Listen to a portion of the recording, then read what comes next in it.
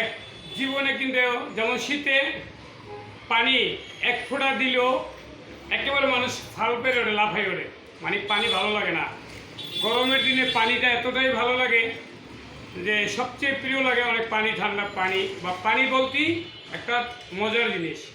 শীতে কিন্তু সেটা ভালো লাগে না, পানি দেখলেও মনে করো যে দূরে থাকে দশা। তাই সবসময় যারা নাকি ঠাট্টা কি করেন, মানুষের মন মানসিক দেখে করবেন, কারণ অনেক সময় কিন্তু মানুষের মন ভালো থাকে না। যেমন শীতের পানির মতন, শীতের দিনে পানিকে যেরকম খারাপ লাগে, মন মানসিক যখন ভালো লাগে না, তখন যদি কেউ ঠাট্টা কি করে, তখন কোনো কিছুই পানির মতন ভালো লাগে না।